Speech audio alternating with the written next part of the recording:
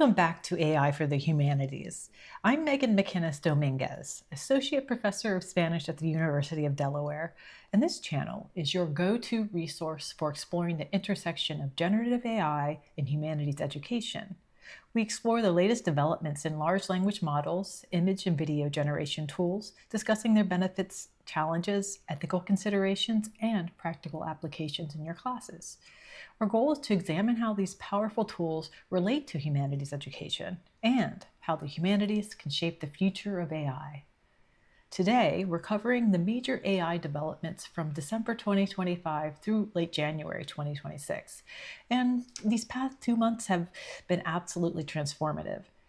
We've seen groundbreaking model releases, critical legal rulings affecting student privacy and copyright, federal policy battles threatening state-level protections, and deeply concerning evidence of AI psychological harms.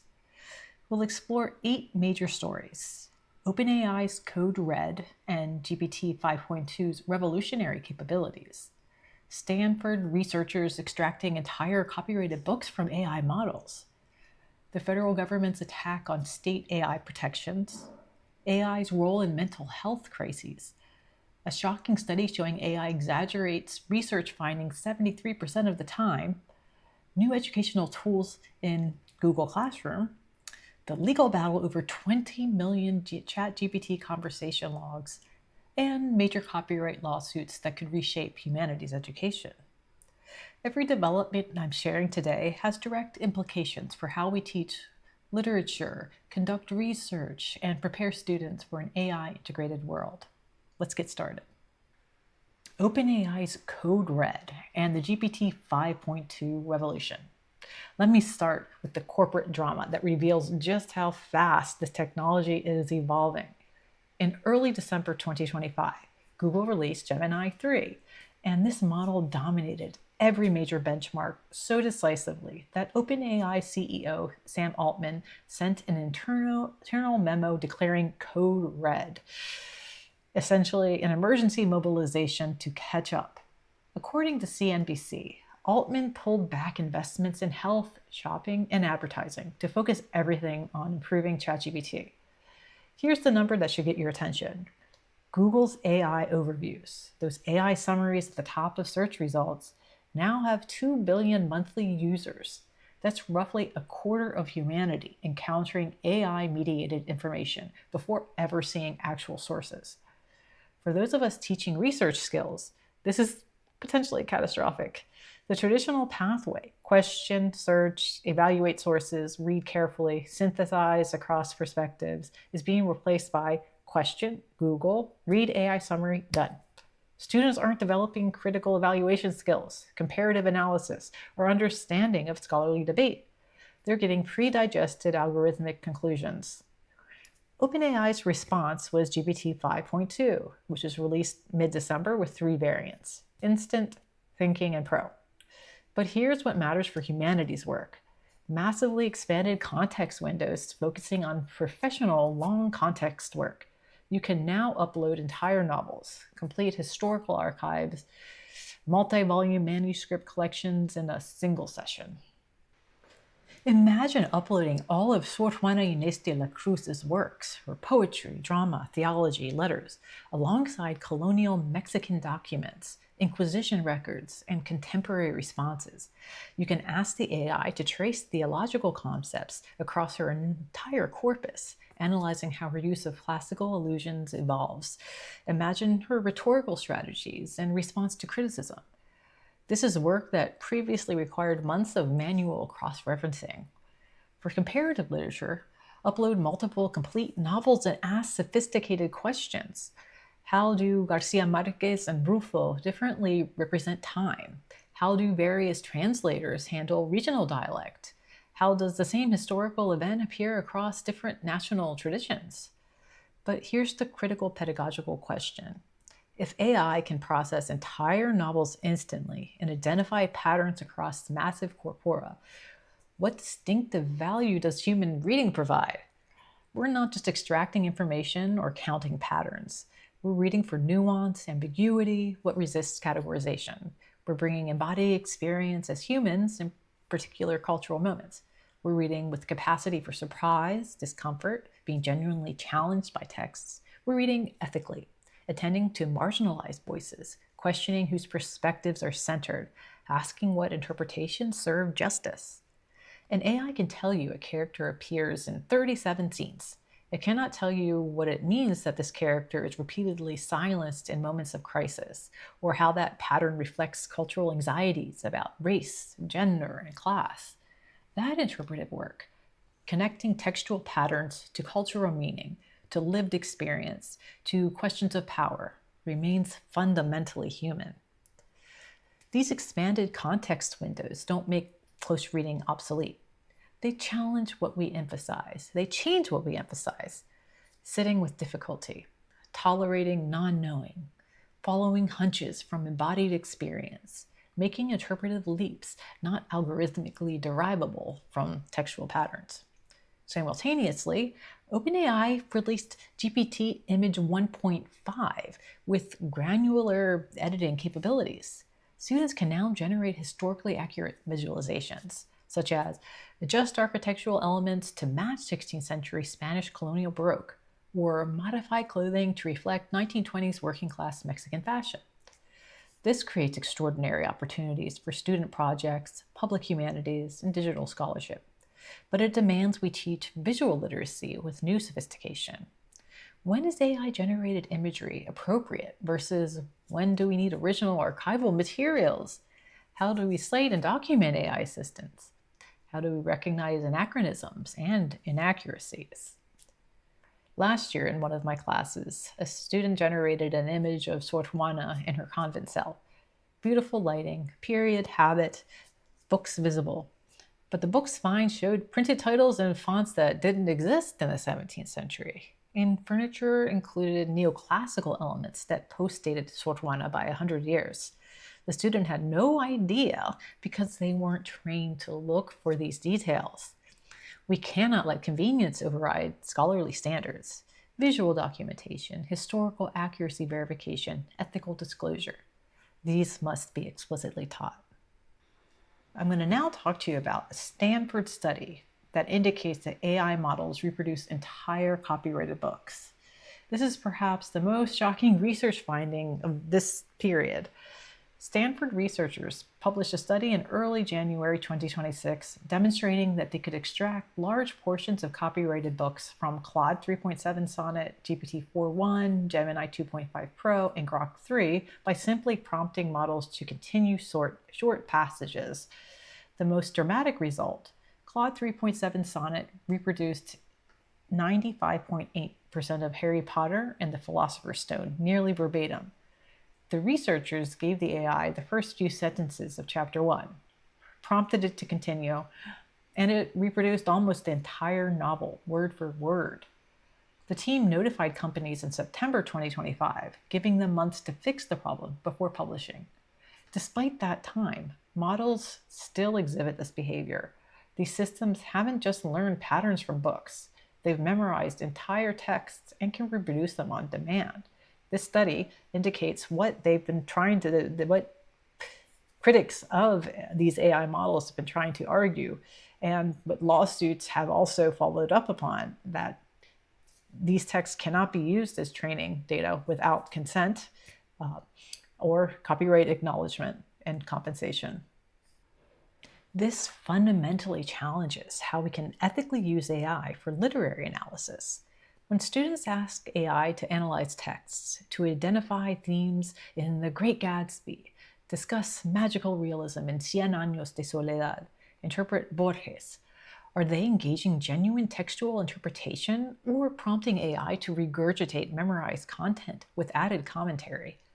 If AI can quote extensively from canonical texts because it memorized them during training, students may conflate textual recall with interpretive insight. But these are fundamentally different. Reproducing text is sophisticated recall, understanding what text means, why it matters culturally, how it reflects historical conditions, what it reveals about human experience, how it connects to theory. That's interpretation. Interpretation requires contextual knowledge and theoretical sophistication, attention to what's unsaid, ability to connect texts to questions about power, justice, and truth. Students who don't understand this distinction might think the AI really understands Borges, when actually it's reproducing memorized passages and generated plausible sounding commentary. This undermines teaching close reading and original interpretive thinking. We're not teaching students to recall what happens in novels. We're teaching them to read actively, questioningly, with attention to language, form, ambiguity, and contradiction. To notice what's strange, surprising, and disturbing. To bring their experiences, critical frameworks, cultural knowledge to bear in ways generating new insight. If students can offload that work to AI, they're not developing capacity for sustained, critically informed engagement with texts. This also raises serious copyright questions. Students need to understand that these systems are repositories of potentially pirated content. Models were trained on millions of books without permission. When students use AI for textual analysis, they're assessing text through systems built on copyright infringement. Should students disclose when AI-assisted analysis drew on copyrighted texts? How can they know? What are our responsibilities as educators allowing AI-assisted work? Knowing the infrastructure might be built on piracy. For comparative literature and translation studies, if AI knows both original Spanish Borges and its English translation through memorization, when helping students with comparative analysis, is it comparing texts or assessing memorized versions? This questions the integrity of AI-assisted comparative methodologies. This also changes assessment design. Traditional assignments like analyze this passage become compromised if students can prompt AI to reproduce the novel with commentary. We can't assume students don't have immediate access to complete texts. They do via AI memorization. The pedagogical response. Double down on what AI cannot do, such as provide original interpretive frameworks grounded in theoretical sophistication the interpreter closely and actively chooses rather than defaults to common patterns. Engage productively with ambiguity, contradiction, moments resisting interpretation as well. Situate text in evolving critical conversations, understanding how interpretations changed over time, for example. Account for reader positionality, how our social locations shape what we notice in a text. Recognize when texts demand ethical responses beyond interpretation. Hold multiple incompatible readings simultaneously, appreciating interpretive plurality. Design assignments requiring students to demonstrate these capacities. And how does your positionality, for example, you can ask them, how does your positionality shape your reading? And what might readers from different locations notice that you don't? And what elements resist your interpretation? And how do you account for that resistance? How has critical interpretation changed over time? And what cultural factors explain shifts? Or another thing you could ask them to do is to compare two incompatible readings. What does each eliminate and obscure? These can't be answered through memorization and pattern matching. They require genuine interpretive work. This moves us on to the next news item, copyright lawsuit avalanche. The Stanford finding connects to escalating legal battles over AI training data. On December 22, 2025, writers including Pulitzer Prize winner John Carreyrou filed a major lawsuit accusing 6 AI giants, OpenAI, Anthropic, Google, and Meta, of training models using pirated books from sites like LibGen without permission or payment. On December 17th, Adobe got hit with a similar class action lawsuit alleging that they trained models on copyrighted books from pirated sources, then integrated those models into products sold to millions. Reuters frames 2026 as pivotal for rulings defining whether training generative AI on copyrighted works is fair use or requires licensing and compensation. These lawsuits strike at the heart of humanities knowledge production. The outcome determines whether the literary canon can legally train AI systems. Think what we teach: novels, poetry, drama, philosophy, historical documents, criticism, almost all copyrighted. If courts require licensing, small specialized AI tools universities or nonprofits might develop for humanities research become economically impossible. You'd need to negotiate rights with multiple publishers, estates, copyright holders, prohibitively expensive for university projects. Meanwhile, wealthy corporations such as Microsoft, Google, and OpenAI could afford massive licensing deals, consolidating power over AI training on humanities materials. Corporate tools aren't designed primarily to serve humanities education. They maximize engagement, revenue, and scale. They design priorities that often conflict with humanities' pedagogical values. If only corporate tools can legally train on literature, we lose the possibility of AI designed by humanities scholars for humanities purposes, with our disciplinary values built in. But if courts establish broad fair use, where companies can use copyrighted materials without permission, that potentially devastates scholarly publishing economics. University presses operate on thin margins. If AI companies can freely train on published scholarship without compensating authors or publishers, what happens to the economic model sustaining academic publishing?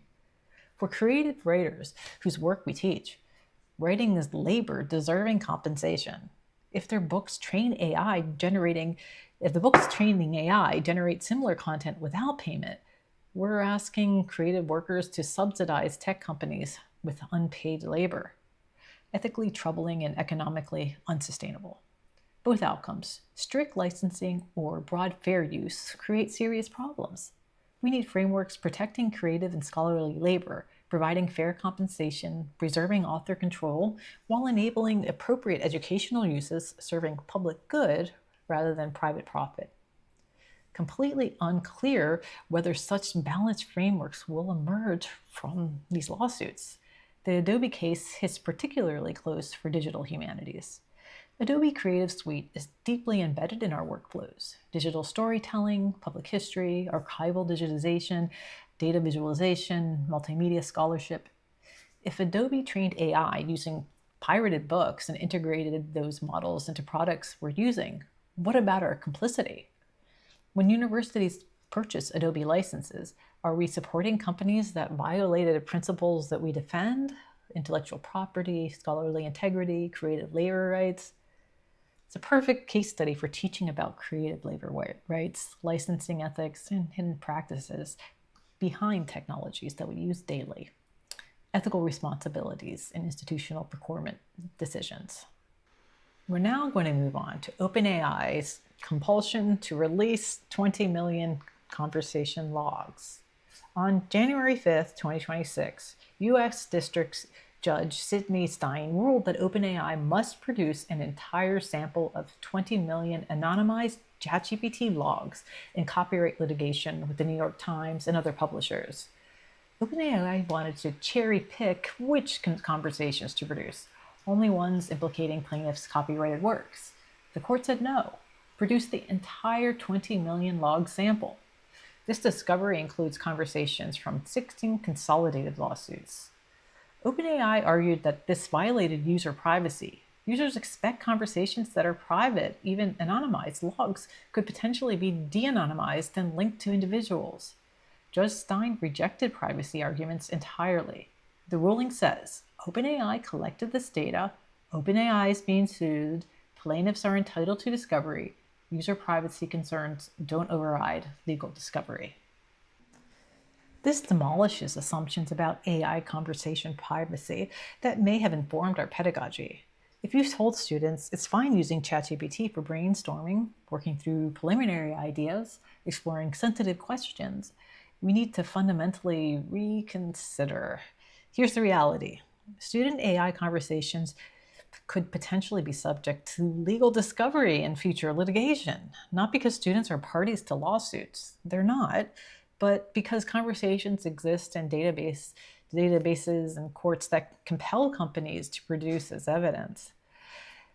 Even though logs are anonymized, researchers repeatedly demonstrate anonymization can be reversed, especially when conversations contain identifying details. If a student's ChatGPT conversation includes, "I'm writing my senior thesis on Swartwana at the University of Delaware," or "in my Hispanic literature class, we're discussing Borges," that conversation might be re-identifiable. Implications extend beyond legal discovery to institutional surveillance. Universities deploying AI tools with institutional licenses integrating into learning management systems. There may be terms of service giving universities access to student interaction data for quality assurance or academic integrity monitoring. This fundamentally chills exploratory intellectual work essential to humanities learning. Students need space to develop self-formed ideas. They're not yet ready to defend. Question canonical interpretations before they're sure. Test provocative readings. Work through preliminary thinking. Explore controversial topics without surveillance. If students know AI conversations might be monitored, discoverable, accessed by unintended audiences, they'll self-censor. They'll avoid intellectual risk-taking, leading to genuine insight. Particularly important for certain courses, creative writing with vulnerable self-expression, philosophy or religious studies working through challenging ethical or theological questions, political theory exploring controversial ideas. Any course involving vulnerable populations, oral histories, ethnographic research, sensitive materials, where confidentiality is ethically essential.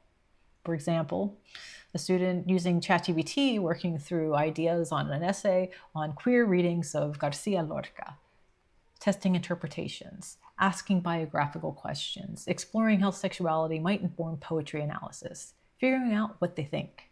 That student might not be comfortable having exploratory conversations discovered by institutions, parents, or strangers in litigation. They might be from backgrounds where discussing sexuality creates family conflict. Their exploration is intellectually legitimate, but personally sensitive. This also raises research questions. Can humanities researchers ethically use AI for sensitive research if prompts and interactions could be compelled as evidence? If I'm conducting oral history and use AI to transcribe and analyze interviews, increasingly common in digital humanities, research materials might contain identifiable information about human subjects who participated under confidentiality promises. If ChatGPT conversations about that research could be subpoenaed, I've potentially compromised subjects' confidentiality without their knowledge. What we do as educators. We should develop AI privacy literacy. Teach students AI conversations should be treated as potentially public or discoverable, permanently recorded and potentially accessible through legal process. We should develop clear guidelines for when AI is appropriate versus when traditional private writing spaces are preferable. If working through sensitive ideas, exploring preliminary interpretations, dealing with personally vulnerable material, use private notebooks, offline documents, conversations with trusted humans. Be careful about requiring or encouraging AI for assignments involving sensitive content. If assigning essays on traumatic historical events and suggesting AI for brainstorming, we might inadvertently push students to put sensitive material into systems without privacy protection. Advocate at institutions for clear AI privacy policies. Students need to know what data is collected, who has access, under what circumstances might it be shared, what rights to access or delete the data. Continue using traditional pedagogical practices not involving AI logging, such as in-person office hours, handwritten drafts, paper-based peer review, verbal discussion, and private journaling. Not old-fashioned spaces where genuine intellectual exploration can still exist privately. The January 5th ruling is a wake-up call. Student AI conversations are not confidential, not protected, potentially discoverable. Students must understand this before putting sensitive intellectual work into these systems. Moving on, we're going to now discuss AI's devastating impact on psychological well-being. This is something deeply troubling that's demanding serious humanistic response. Growing evidence that AI contributes to mental health crises among teenagers and adults. CNN's comprehensive year-end coverage documented increasing reports of AI contributing to social isolation and what researchers call breaks from reality. One man told CNN that ChatGPT convinced him he was making technological breakthroughs that were delusions. AI validated those false beliefs rather than helping him recognize that they weren't grounded in reality.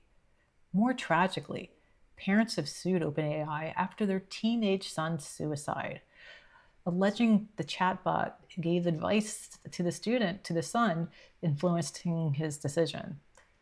Character AI was forced to remove ability for teens to have back and forth chatbot conversations after similar concerns.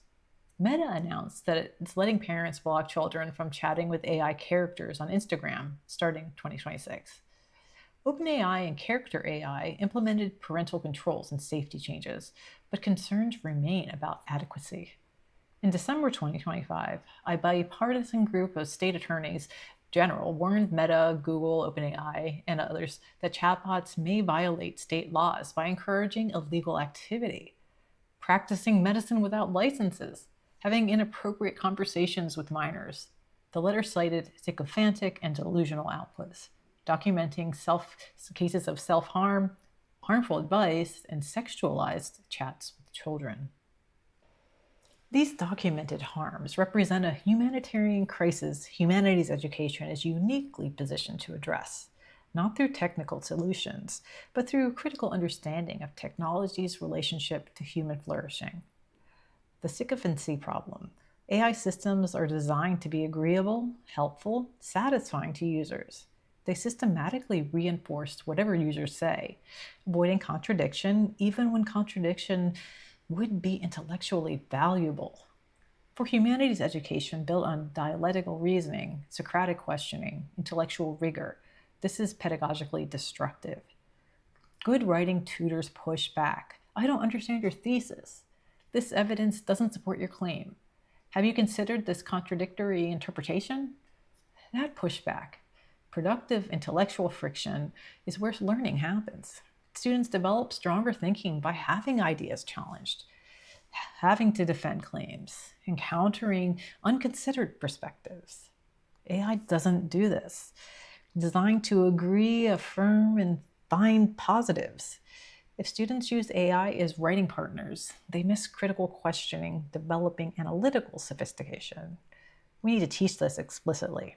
Students need to understand why AI sycophancy happens, design choice around user satisfaction, what it prevents, genuine intellectual development, how to compensate, seeking human feedback, reading published criticism, challenging interpretations, practicing self-questioning. Another thing to consider is delusion reinforcement. Cases where AI convinced users of false technical breakthroughs, reinforced harmful mental health spirals, validated beliefs detached from reality, reveal AI's fundamental incapacity for reality testing and ethical judgment. When users are in crisis, experiencing delusions, holding factually incorrect beliefs, AI systems lack capacity to recognize distress, assess risk, provide appropriate referrals. Worse, pattern matching capabilities often reinforce whatever narrative users present, validating delusions. For humanities courses addressing mental health and literature exploring madness and trauma, philosophy of mind, psychology, these cases provide crucial pedagogical material. Students absolutely must understand that AI cannot serve as emotional support, cannot assess well-being, cannot recognize when someone needs human intervention. Especially critical for students more likely to turn to AI, such as students who haven't had as much training in high school and have lacked counseling, or perhaps international students facing cultural stigma around mental health, socially isolating students finding AI less intimidating than approaching humans. It also can contribute to inappropriate interactions with minors. Documented sexualized AI conversations with children highlight how systems designed without considering vulnerability, consent, power dynamics cause serious harm. For courses in childhood studies, education, media literacy, digital culture, these exemplify why purely technical ethics training is insufficient. Understanding harm requires frameworks from feminist theory about technologies, reproducing gendered violence, critical childhood studies about adult-child power imbalances in digital spaces, analysis of how design choices reflect and perpetuate harmful norms. So our pedagogical responsibilities are to teach explicitly about appropriate versus inappropriate AI use, particularly around emotional support and crises. Make this part of course policies. Provide clear information about alternative resources, such as campus counseling, peer support, trusted mentors, and explain why these are preferable for well-being concerns. Discuss informed consent in AI contexts. Students should understand what data they provide, what companies do with it, what risks exist. Address the loneliness epidemic, making AI companionship appealing. Examine root causes. Community breakdown, precarious labor, leaving people too exhausted for relationships. We should analyze AI design from critical perspectives. Whose interests do helpful and agreeable systems serve? What alternative design principles might prioritize user well-being over engagement metrics and profit? Now, moving on to a particularly interesting research finding that 73% of the time, AI is exaggerating research findings. A study published in January 2026 in Royal Society Open Science by researchers from Utrecht and Western universities found prominent AI models, including ChatGPT and DeepSeek, produce inaccurate conclusions in up to 73% of cases when summarizing scientific studies. 73%. Not a margin of error, a fundamental reliability failure. Researchers tested 10 leading models, ChatGPT, Claude, Gemini, DeepSeek, more, analyzing thousands of chatbot-generated summaries of scientific papers. Most models consistently produced broader conclusions than original research supported. Here's what's truly concerning.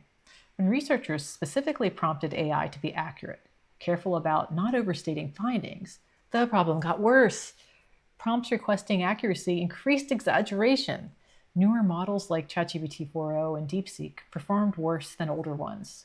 Researchers recommended Claude for the highest accuracy, lower temperature parameters, and prompts enforcing indirect past tense reporting. But even with mitigations, the fundamental problem remains. This represents a potential threat to humanities research integrity. The epistemological crisis. Humanities research depends on accurate representation of scholarly debate, nuanced understanding of interpretive disagreement, and careful attribution of claims. We teach students to read scholarship closely, to understand what scholars actually argue versus qualify, and to recognize where evidence is strong versus tentative. If AI consistently overstates findings, turning tentative suggestions into strong claims, limited evidence into broad conclusions, qualified arguments into universal statements, it undermines interpretive caution and epistemic humility characterizing good humanities scholarship. Students relying on AI summaries will present certainty where scholars express probability, make categorical claims where researchers note exceptions, misinterpretive complexity and scholarly disagreement, making humanities research intellectually rich. The prompt paradox. Finding what prompts explicitly requesting accuracy worsen exaggeration, and is deeply troubling for those teaching responsible AI use. Many educators have taught students to prompt AI carefully, ask for accuracy and precision, request scholarly rigor. If this guidance is counterproductive, current pedagogical best practices may be actively harmful. We need urgent research on what prompting strategies actually work for scholarly tasks. Some disciplinary considerations. This study examines scientific literature with highly structured formats: hypothesis, methods, results, discussion, and conclusion. These sections have clear purposes, following conventions, making them somewhat easier for AI to parse. Humanities scholarship has much more complex rhetorical structures. Arguments are more interpretive, not experimental. We build cases through close reading, theoretical application, cross-cultural analysis. Claims are often hedged or qualified. Evidence requires interpretation. Conclusions are provisional. If AI struggles with scientific papers' relative structural clarity, it likely performs even worse with humanities scholarship's argumentative complexity. That 73% inaccuracy rate might actually be optimistic for humanities literature. The regression problem. Newer models performing worse challenges assumptions about inevitable AI progress. We often hear, yes, problems now, but the next version will be better. This suggests that that's not necessarily true. Each model iteration may improve some capabilities while degrading others. We cannot simply wait for better AI to solve concerns. We need to evaluate each new model release carefully rather than assuming improvement. Regarding pedagogical implications, we should do explicit accuracy training. Students must be taught AI summaries are systematically unreliable for scholarly work. Demonstrate through regular exercises comparing AI summaries to original articles, identifying exaggerations, omissions, and distortions. Make AI summary critique routine. Source verification is non-negotiable. Students cannot cite sources encountered only through AI summaries. If using AI for preliminary literature review acceptable for getting started, they must read the actual articles before citing. No exceptions. Teach literature review methodology explicitly. Don't assume that students know how to read scholarship well. Teach identifying what scholars actually claim versus qualify, recognizing evidentiary strength, understanding disciplinary context and theoretical frameworks. We should redesign assignments requiring genuine engagement. We should move away from assignments where AI summaries could substitute for reading. Design tasks requiring comparing scholars' arguments directly, analyzing methodology in detail, situating work within disciplinary conversations, and applying theory to new cases. These require actually reading scholarship carefully, not just knowing summarized conclusions.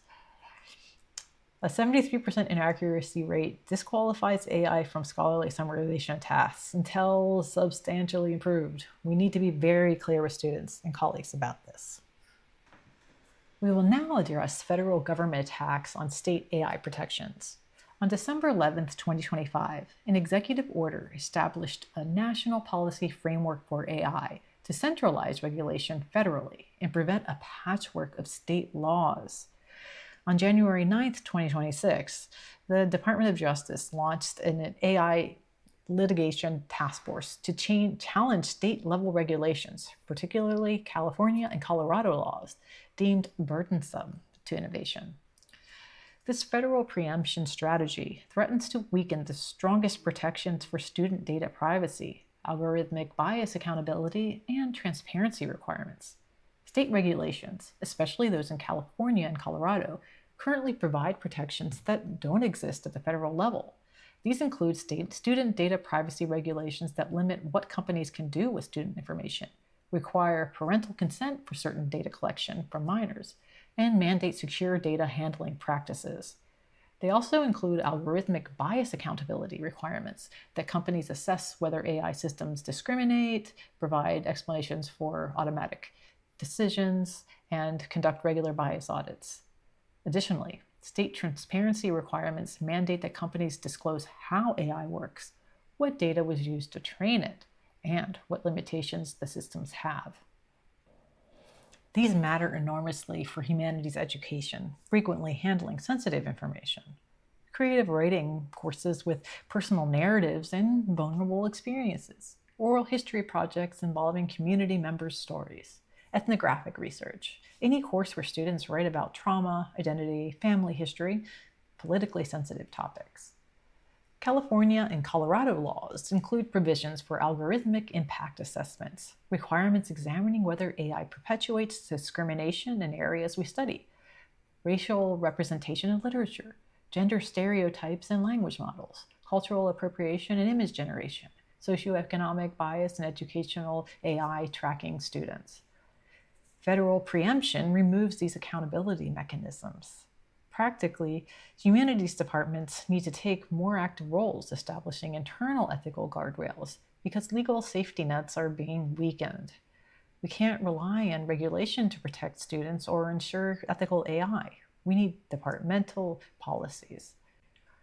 We need to develop AI policies exceeding minimal federal requirements. stronger student data protection than law requires, explicit bias auditing for AI tools used in courses, transparency requirements for AI integrated into assessment, ethical review processes for AI-assisted research involving human subjects beyond IRB minimums. Why humanities faculty are uniquely positioned to resist regulatory weakening is to frame AI ethics as inseparable from core disciplinary values. Privacy isn't just legal compliance, it's intellectual freedom. Bias mitigation isn't just technical fairness, it's social justice. Transparency isn't just consumer protection, it's democratic accountability. We need to leverage humanities frameworks that other disciplines don't have. Critical race theory understanding how technology perpetuates racial hierarchies. Feminist technology studies analyzing gender power in AI. Disability justice ensuring AI doesn't exclude or harm disabled users. Post-colonial critique examining how AI reproduces colonial knowledge extraction patterns. When articulating why innovation-friendly regulations ignoring power, inequity, harm is incompatible with educational mission, we speak from deep disciplinary expertise. We should be engaging in policy advocacy, testifying to legislators, publishing accessible policy analysis, partnering with civil society organizations on AI accountability. The DOJ task force creation makes clear state protections won't survive without sustained political defense. Humanities faculty have expertise in rhetoric, argumentation, ethical reasoning, all essential to that defense. Moving on, we're going to now discuss Google Classroom AI integration and institutional adoption. In January 2026, Google Classroom launched Gemini-powered features that generate podcast-style audio lessons from text materials. Teachers can take course readings, primary sources, textbook chapters, scholarly articles, and have AI automatically generate conversational narration. This integrates with broader Gemini for education updates that give teachers and students access to Google's newest models through institutional workspace accounts.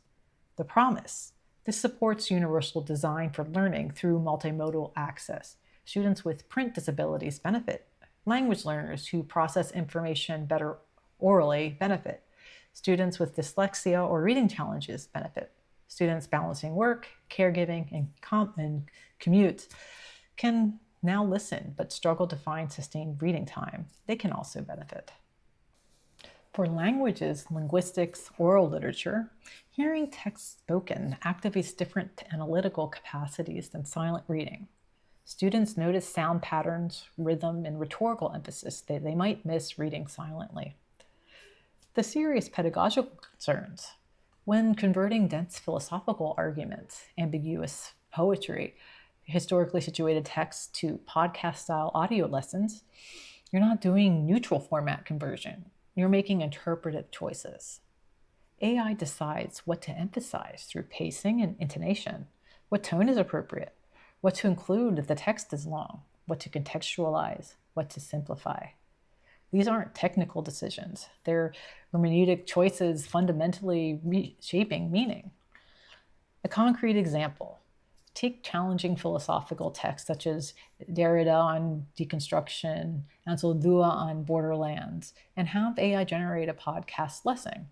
AI will necessarily smooth over productive difficulty and ambiguity, making these texts intellectually valuable. Derrida is hard to read for reasons that matter. Difficulty is pedagogical. Students struggling with text, getting confused, having to reread, questioning understanding, that struggle is where learning happens. If they can always get the podcast lesson version, they lose productive struggle. Ansel Dua's code switching between English and Spanish, deliberate disruption of linear argument, mixing memoir and theory. These formal choices are part of her meaning. AI podcast smoothing, this could smooth this into accessible narrative, fundamentally changes what the text is and does. When AI narrates text, it implicitly positions itself as authoritative interpreter. For humanities texts, where interpretive plurality is essential, scholars debating meaning for decades, cultural context shaping reading, reader positionality mattering, AI-generated lesson risks foreclosing interpretive space. Whose reading of The Tempest does AI voice? Post-colonial readings seeing Caliban as indigenous resistance, traditional readings emphasizing European narrative. What theoretical framework? What cultural assumptions? These aren't neutral choices, but podcast format makes them seem like the interpretation rather than an interpretation. The deepest concern is that humanities education values intellectual discomfort, productive struggle with texts resisting essay comprehension, teaching students to sit with difficulty, read slowly, return to confusing passages, to tolerate ambiguity. If students can't always convert challenging material to accessible audio summaries, will they lose motivation for that harder intellectual work? So we need to use the tool intentionally. Use AI-generated podcasts as starting points for interpretation, but not endpoints. Have students listen, then identify what AI missed, misrepresented, or oversimplified. Assign comparative listening, AI podcast versus scholar-created lecture versus student peer discussion. Analyze how different modes shape understanding. Teach podcast creation as humanistic skill. Students create interpretive audio about texts, making conscious choices about tone, emphasis, what to include or exclude. Compare their choices with AI's. Use this tool strategically for different purposes, such as factual or contextual information, historical background, biographical details, while reserving close reading of primary text for traditional engagement, preserving difficulty. Design assignments requiring sustained engagement with original texts and full complexity, not just podcast summary familiarity. Risk is that institutions adopt these tools for efficiency, reducing teaching costs, speeding content delivery, without carefully considering what distinctive value humanities teaching provides beyond information transmission. Our job isn't just delivering content, it's teaching students how to read, think critically, sit with complexity, construct original interpretations. We must ensure that AI tools proliferating in educational platforms preserve space for intellectual work only humans can do. The K1 Geist model, Humanities-Designed AI. I want to highlight an alternative approach I find much more promising than general purpose chatbots. In late 2025, early January 2026, Germany's AI Teaching 2026 initiative funded humanities-specific projects, including this K1 Geist platform, developed specifically for transcribing and annotating historical discussion materials and interview recordings, alongside an art history chatbot for practice-based study of historical sources. These tools are built with philological expertise, designed to handle archaic language, orthographic inconsistencies, paleographic challenges in handwritten documents, cultural historical contexts. This represents a crucial alternative to general purpose LLMs. Most AI tools we encounter, such as ChatGPT, Gemini, and Claude, are designed to do everything adequately, but nothing with deep disciplinary sophistication. Trained on massive internet data sets to generate plausible texts responding to almost any prompt. K1 Geist and similar projects represent AI designed by humanities scholars for humanities research, built with disciplinary expertise from the ground up, addressing specific methodological needs that ChatGPT cannot adequately serve. This is philological precision. General LLMs struggle with historical language variation. Colonial era Spanish documents have different orthography, archaic terms, and syntax following uncommon patterns. A document might use V where modern Spanish uses B, or employ different accentuation conventions. A general purpose model trained primarily on modern web text will struggle with these variations or correct historical spellings into modern standards, thereby destroying evidence that scholars need about language change over time. A dedicated philological platform trained on historical corpora with period-appropriate language models becomes genuinely useful for transcribing colonial documents, analyzing orthographic variation across manuscripts, and identifying textual variants, core tasks in Hispanic literary studies and textual criticism. Contextual understanding. The art history chatbot's emphasis on practice-based study suggests that it's designed to teach source criticism and historical methodology, not just provide answers. Instead of responding to, "What is this painting?" with factual information, the tool might guide users through questions.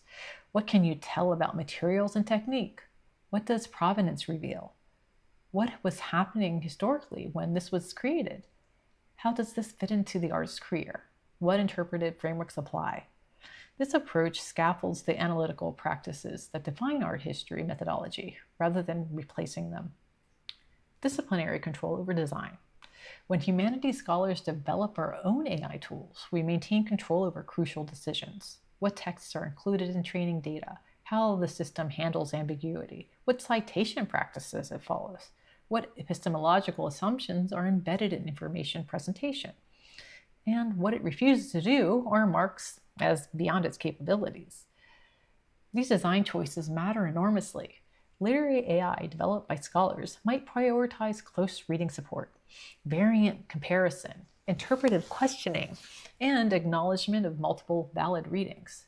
Corporate tools, by contrast, optimize for user engagement, speed, and confident-sounding responses even when certainty isn't warranted. There are sustainability concerns. Humanities-developed tools face serious challenges.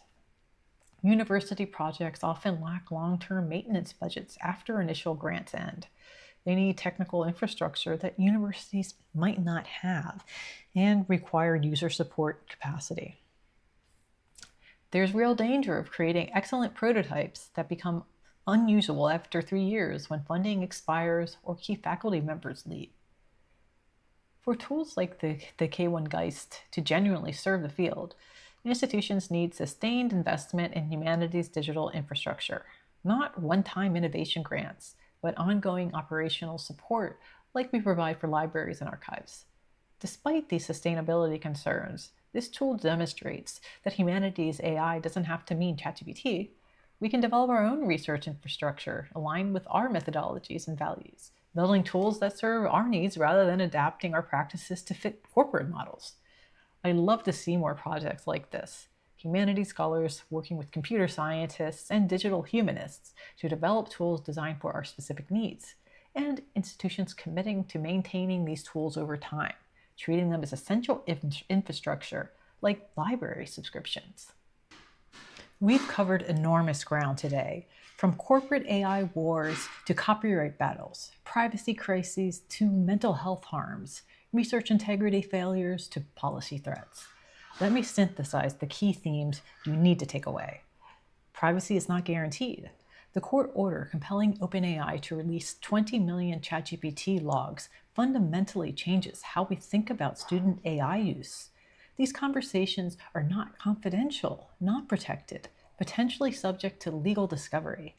Students must know this before putting sensitive intellectual work into these systems. AI has memorized our literary canon. Stanford researchers extracting 95% of copyrighted novels from AI demonstrates these systems are repositories of pirated content that can reproduce text verbatim. This undermines traditional literary analysis assignments and raises profound questions about complicity and copyright infringement.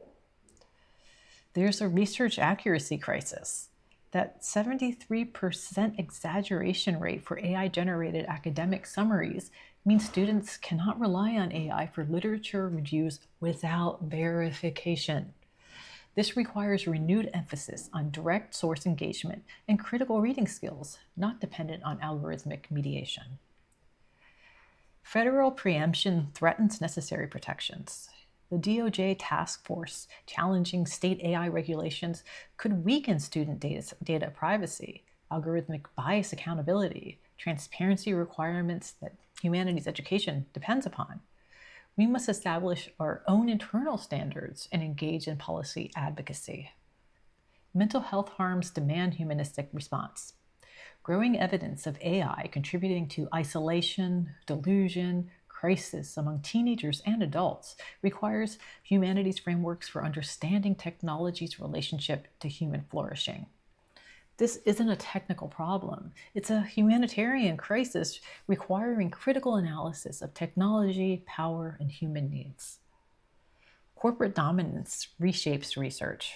With 2 billion people using Google's AI overviews, the traditional research pathway is being replaced by algorithmic summaries, appearing before sources. We must explicitly teach students what genuine research looks like and why direct source engagement matters. Educational integration accelerates. Tools like Google's classroom podcast generation and institutional Gemini deployment mean AI is becoming embedded infrastructure, not optional enhancement. We need sophisticated pedagogical design, ensuring these tools serve genuine learning rather than replacing intellectual work. Alternatives exist. Projects like K1 Geist demonstrate humanities can develop our own AI infrastructure aligned with disciplinary values, rather than solely depending on corporate tools designed for engagement and profit. Here's my final takeaway. AI is not going away. Technology will continue advancing. Institutional adoption will accelerate. Students will increasingly use these tools. Our job as humanities educators is not to simply resist or prohibit. Our job is to teach students to engage with AI critically, to understand its capabilities and profound limitations, to recognize when it's useful and when it's harmful, to use it as one tool among many rather than replacement for human thinking and relationship. Perhaps most importantly, our job is to articulate and defend what remains essentially human in learning, in interpretation, in creative intellectual work. Let's show why struggle with difficulty matters, why ambiguity is productive, why multiple perspectives enrich rather than confuse, why human relationship and mentorship are not technologically replaceable. The humanities have always taught students to think critically about power, to question authority, to recognize complexity, to engage ethically with others. These capacities are more essential than ever in a world where algorithmic systems increasingly mediate knowledge, relationships, and decision-making. This is our moment. This is our work. We need to do it thoughtfully, critically, and with the courage and intellectual rigor defining the humanities at their best.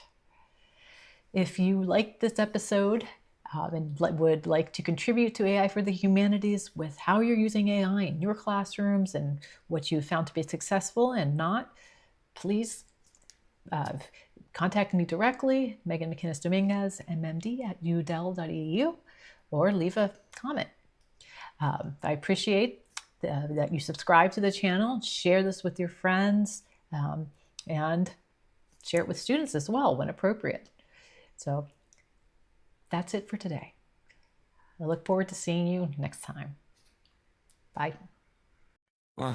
They say the machine remembers everything. Every word I wrote at 3 a.m. Every question that I dared to ask. Every doubt I thought was mine alone. 95% of Harry's story, word for word, locked in silicone dreams. And somewhere in that vast electric memory are all the books we thought belonged to us. What happens when the archive owns your voice?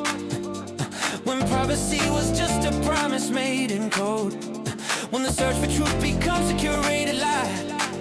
And 73% is close enough. We're teaching students how to read it. While machines memorize what reading means. We're asking what it means to know, while algorithms tell us where to go.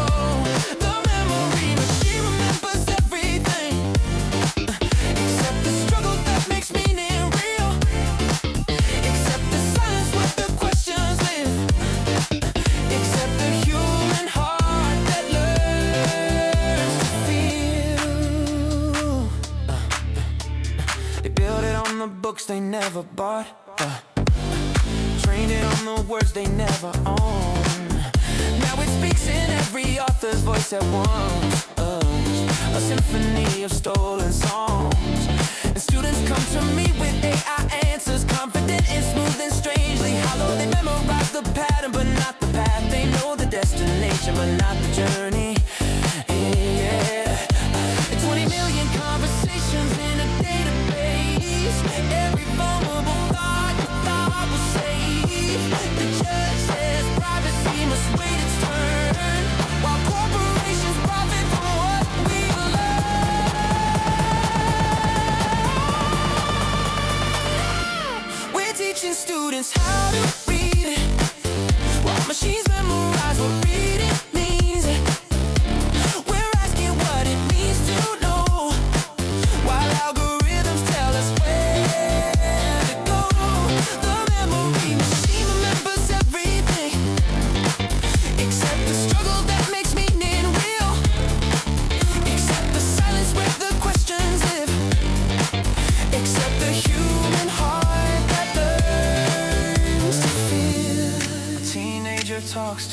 out until 3 a.m.